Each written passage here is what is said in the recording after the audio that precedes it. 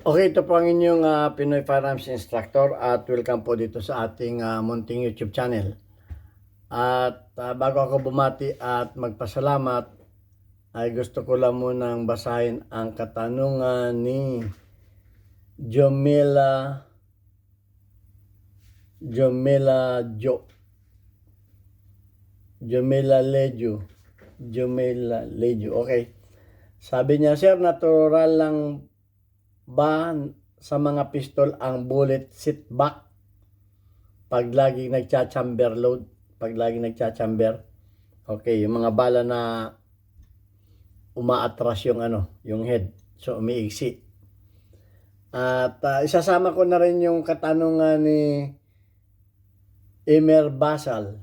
Sabi niya, isa pa pong tanong, maganda po ba ang solid point high velocity 40 grains for 22 LR? At meron pa siyang follow-up question na sabi niya, sir, new subscriber po, ask ko lang po, 22 LR mini 06 Akdal po ang gamit ko. Madalas po kasi siya kumakalso sa charging kapag pinutok ko. Hollow point po ang gamit ko. Okay, so bibigyan natin ng kasagutan yan. At bago yan ay gusto ko lang kayong pasalamatan sa patuloy ninyong panonood, pagtangkilik ng ating YouTube channel. At lalo't higit do sa mga hindi nag-i-skip ng ads, okay? At nakakatulong kayo sa ating YouTube channel. Ang YouTube channel ko ay ginawa ko para sa ating mga beneficiaries. Meron pa tayong tinutulungan 6 na estudyante na mga anak ng single parent.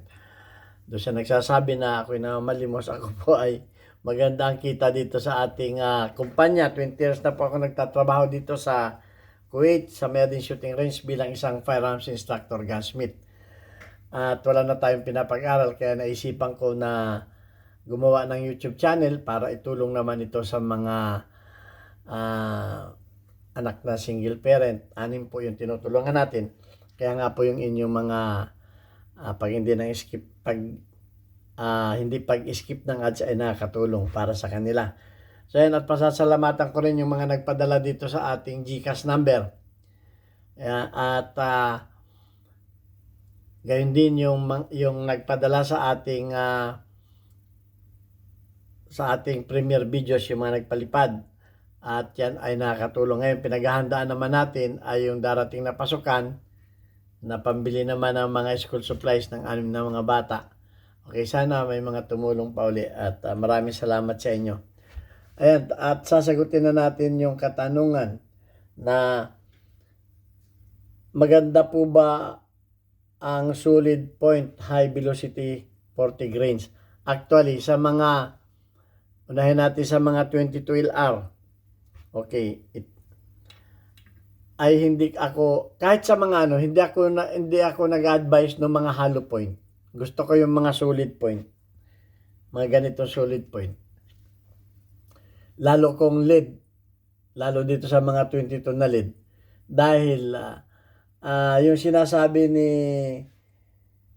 Emer Basal na kumakalso yung kumakalso yung 22. Kasi nga, ang lead ay, ang 22 ay lead ang lead ay malambot yan, kahit kuko yan, tatalab yan kahit sa kuko. Ayan tingnan ninyo, tumatalab yan kahit sa kuko. Pwede ninyong kurutin yan, ayan may nakuha pa ako, yun So, pag yan ay nagcha-chamber at yan ay tumama dito sa gilid, yan yung sinasabing kumakalso. Ngayon, kung hollow point yan, ay di lalong kakalso yan kasi nga hindi siya rounded. Kaya yung sinasabi mo na 40 grains na solid point, mas maganda yon kisa sa hollow point. Kasi nga ang hollow point guang yung dulo. So pag yan ay tumama dito sa mga gilid, pag chamber niyan, yun yung sinasabing kakalso yan. Kasi didikit, kasi nga hindi ito madulas. Hindi kamukha ng mga metal jacketed na ito ay matigas. Hindi siya tatalab. Kasi ito ay pagtama niyan dito, yan ay didikit dahil nga ito, ayan no. Titinan ninyo yung dulo. Ano natin? Yan. Yan ay dumidikit o hindi maano. Kaya mas maganda ang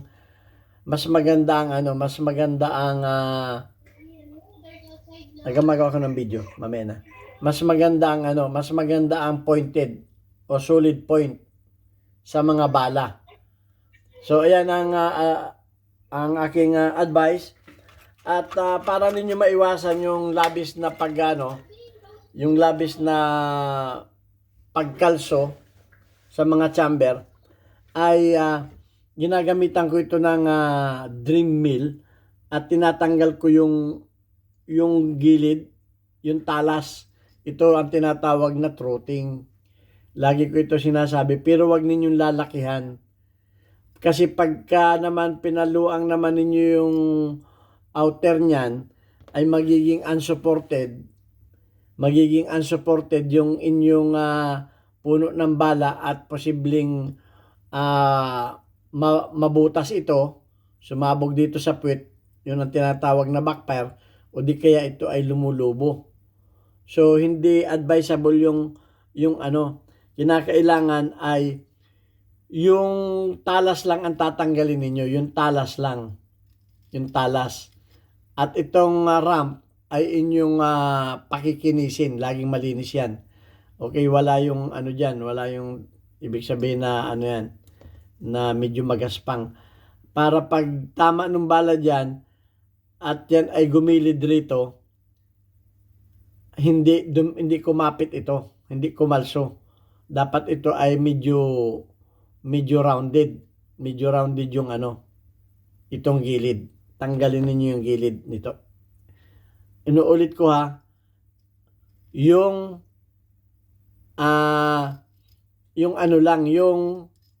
kantuhan lang. Okay, kung wala kayo nitong kung wala kayo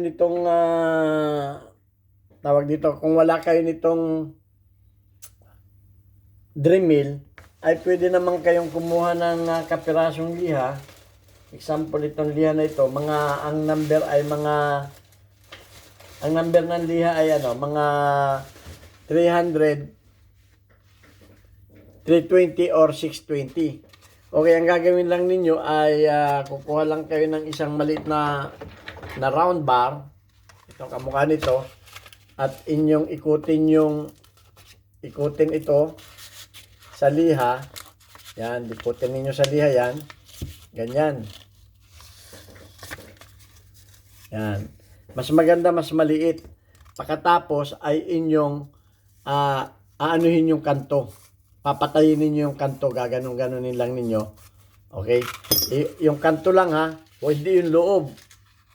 Nakakaintindihan tayo. Hindi yung loob, yung kanto.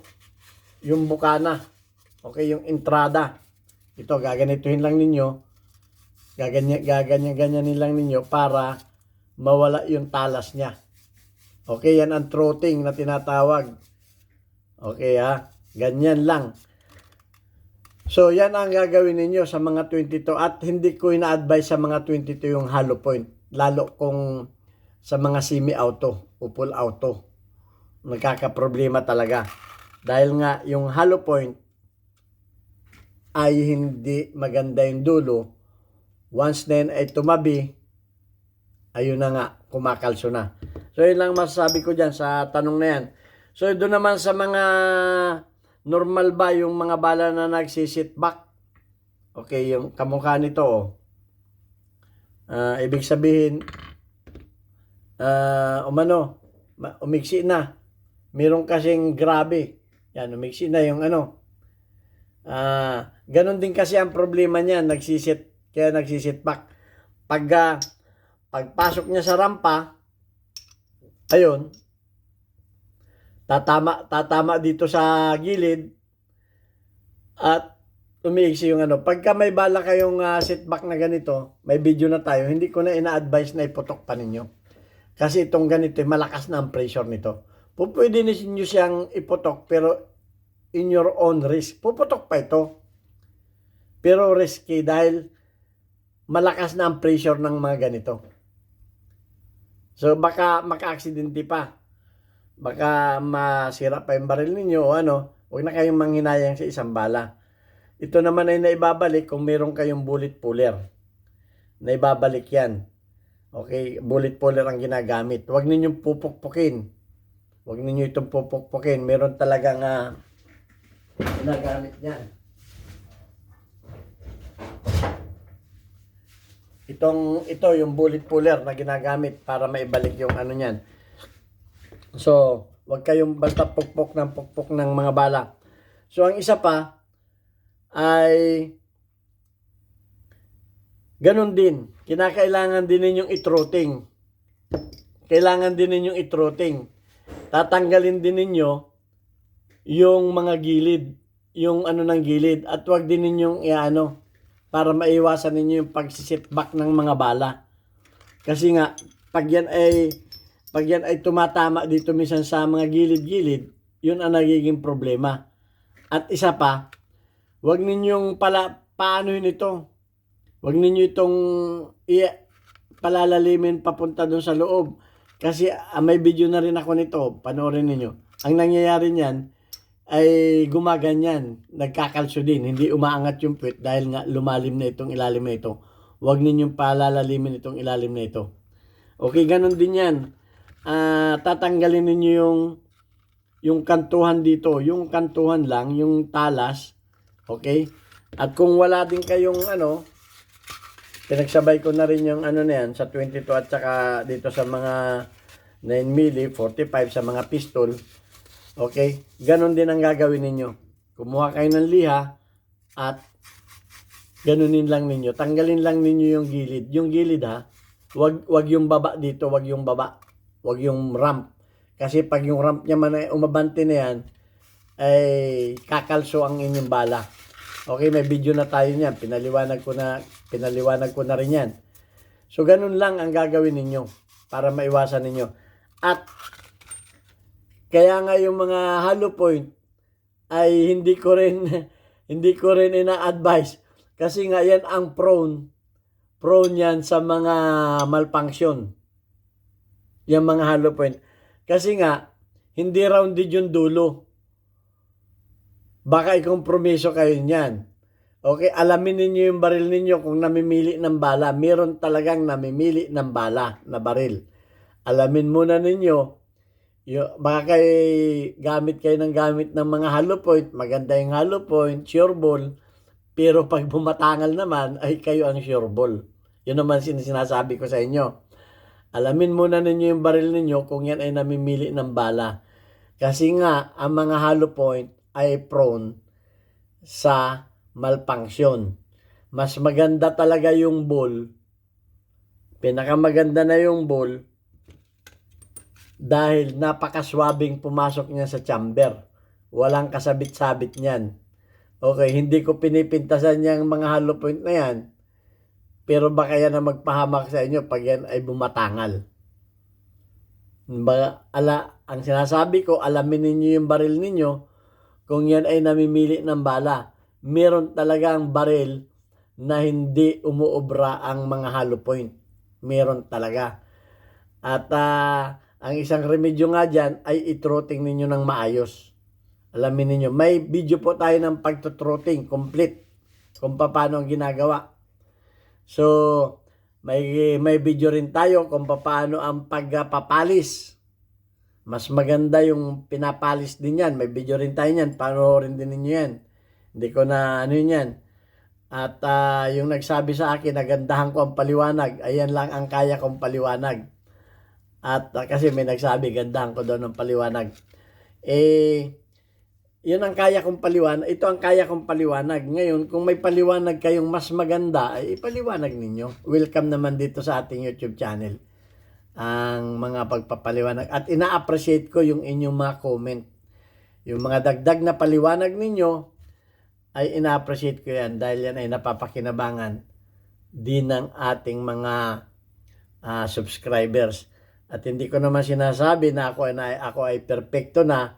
Siyempre, kanya-kanya tayo nga ng experience. I-share din ninyo yung experience ninyo kung ano ang experience ninyo. Pero ako ay nagbibigay lamang ng kaunting payo. Kamukha nga sa mga hollow point. Maganda ang hollow point. Pero baka yan, mga baril ninyo ay namimili nga ng bala. Meron talagang firearms na ayaw ng mga hollow point. Ayaw ng mga semi-wad cutter. Okay, so, ayan.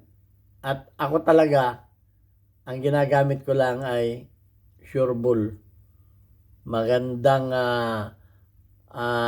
sure bull sa batangal. Ibig ko sabihin, mas maganda ito, mas less ang batangal ng mga ganito. Kasi nga, ang sarap niyang pumasok dyan sa chamber. Rounded yan eh, rounded. Okay, ay yung hollow point, once na yun ay tumabi. Okay, pag salpak niya na tumabi yan at hindi sumintro yan sa hindi natin alam. Yun, kung kailan pa naman kailangan, yan pa naman lumalabas ang trouble. So yan lang ang mapapaano ko sa inyo. Doon sa nagsabi na na kumakalso yung bala niya, huwag kang gumamit ng hollow point. Gamitin mo na yung solid point sa mga 22. At yun, itruting mo yung chamber. Panoorin mo yung kung paano ang tamang pagtutruting. Yun, nagbigay ako ng kaunting instruction ngayon. At kung may mga tanong pa kayo na hindi ko pa nasasagot dahil baka nakalimutan ko na, itanong lang muli ninyo at babalikan natin yung mga At kung yung mga tanong ko naman hanapin din ninyo ang kasagutin doon sa mga video. Kalimitan, lahat ng mga tanong ninyo, nasagot ko na yan Inuulit ko lang. Kaya yung iba sabi, paulit-ulit daw tayo. Pero wala tayong magagawa. Tinatanong So yan lang. Yan lang ang kaya kong paliwanag. Kung hindi ako maganda magpaliwanag, kayo na ang magdagdag. Hindi naman tayo perfecto. Lagi ko sinasabi, sinishare ko lang yung ating maliit na kaalaman. Okay, at maraming salamat doon sa mga nagdadagdag ng mga paliwanag doon sa aking mga video, yung mga experience ninyo. Okay, at ang ko lang, kung kayo ay magko-comment, panoorin ninyo yung mga videos. Halata kasi yung yung nagko-comment, binasa yung title, tapos nag-comment, hindi pinanood. Alam na hindi pinanood yung hindi pinanood yung video. Nagko-comment lang. Hindi naman pinapanood yung video. So, mas maganda kung panoorin ninyo kung kayo magko-comment. At kung kulang yung paliwanag ko, dagdagan ninyo. Okay, yun lang ang masasabi ko sa inyo. Tayo ay nagsishare lang nating malit na kaalaman. God bless us all. Thank you very much. Hanggang sa muli natin video. God bless us all.